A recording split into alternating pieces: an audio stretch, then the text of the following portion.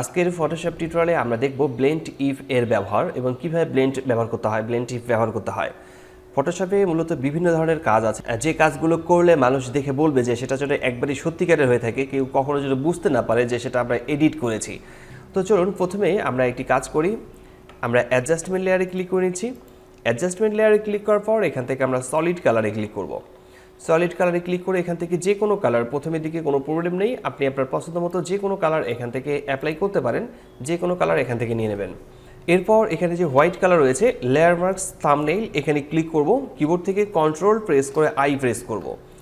Keyboard থেকে control press করে I press করতে হবে এবং উপরের দিকে এখানে ফরগ্রাউন্ড কালার হোয়াইট এবং ব্যাকগ্রাউন্ড কালার আমাদেরকে এখানে রাখতে হবে ব্ল্যাক। আমরা ব্রাশ টুল সিলেক্ট করব। আর এখানে যদি ফরগ্রাউন্ড কালার ব্যাকগ্রাউন্ড কালার পরিবর্তন করার দরকার হয়, কিবোর্ড থেকে এক্স বাটনটি প্রেস করলে এটা পরিবর্তন হবে। আপনারা এখান থেকে কিবোর্ড থেকে এক্স প্রেস করেও এইটা কি পরিবর্তন করে নিতে পারেন। তো ফরগ্রাউন্ড কালার থাকছে এখানে হোয়াইট এবং ব্যাকগ্রাউন্ড কালার থাকছে ব্ল্যাক। ব্রাশের যে সাইজটি রয়েছে এই সাইজটিকে আমরা একটু ছোট করে নেব, ছবিটিকে একটু জুম করে নেব। জুম করে নেওয়ার পর আমাদের এই ছবিটিকে সিলেকশন করতে হবে যতটুকু জায়গা পর্যন্ত আমরা মূলত ব্লেন্ড ইফ ব্যবহার করতে চাচ্ছি, অর্থাৎ কালার করতে চাই, লিপস্টিক অ্যাপ্লাই করতে চাই, সেই জায়গাটিকে আমাদেরকে প্রথমে সিলেক্ট করতে হবে। তো আমরা ধীরে ধীরে এই জায়গাগুলোকে সিলেক্ট করে নেব। তাড়াহুড়া করার কোনো প্রয়োজন নেই, কারণ ফটোশপের কাজ করতে গিয়ে তাড়াহুড়া করলে সেই কাজটি মূলত ভালো হয় না এবং সেটাকে পারফেক্টলি করার জন্য একটু ধীরে ধীরে কাজ করতে হবে। তো আমরা ধীরে ধীরে এই ছবিটিকে সিলেক্ট করে নেব।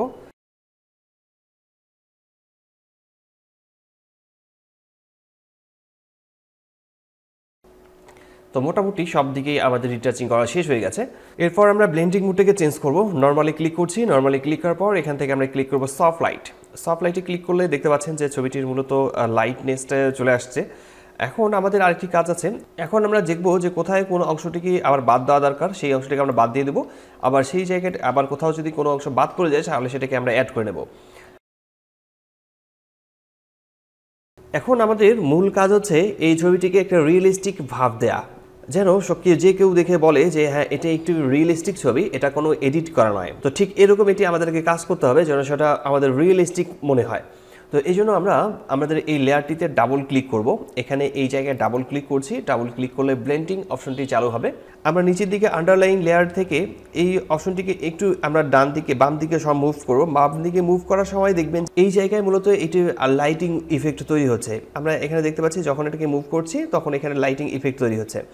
ঠিক এই পর্যন্ত আমরা মুভ করে নেওয়ার পর আমরা অল্টার কি প্রেস করে এখানে ক্লিক করব।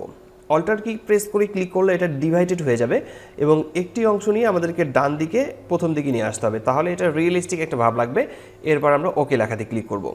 তো প্রথমের দিকে ছবিটি কীরকম ছিল আর এখন কীরকম আছে সেটা আপনারা লক্ষ্য করলে বুঝতেই পারবেন যে খুব সহজেই মূলত আমরা এটি ব্লেন্ড ইফ ব্যবহার করে আমরা লিপস্টিকের কালার ইচ্ছা মতো ব্যবহার করতে পারি এবং অ্যাপ্লাই করতে পারি। আপনি যদি এই কালারটিকে চেঞ্জ করে অন্য কোনো কালার অ্যাপ্লাই করতে চান তাহলে আপনাদেরকে এই কালারে ক্লিক করতে হবে। এখানে ডাবল ক্লিক করবেন, তাহলে কালার পিকারটি চলে আসবে। কালার পিকারটি আসলে আপনারা এখান থেকে যে কোনো কালার খুব সহজেই অ্যাপ্লাই করতে পারেন। আপনি এখান থেকে যে কালারটি দিয়ে ক্লিক করবেন সেই কালারটি এখানে অ্যাপ্লাই হয়ে যাবে। আমরা মূলত বিভিন্ন ধরনের কালার আমরা এখান থেকে অ্যাপ্লাই করতে পারবো। তো আমি এই কালারটি রাখছি। আপনারা চাইলে এখানে বিভিন্ন ধরনের কালার রয়েছে, সেখান থেকে যে কোনো কালার অ্যাপ্লাই করতে পারেন। তো আশা করি বিষয়টি বুঝতে পেরেছেন। কোথাও বুঝতে সমস্যা হলে অবশ্যই কমেন্ট বক্সে কমেন্ট করে জানাবেন, আমি প্রতিটি কমেন্টের রিপ্লাই করি। আজকের টিউটোরিয়ালটি এখানেই শেষ করছি। দেখা আছে ফটোশপের নতুন কোনো টিউটোরিয়ালে। ততক্ষণ পর্যন্ত সবাই ভালো থাকবেন, সুস্থ থাকবেন। ধন্যবাদ সবাইকে। আল্লাহ হাফেজ।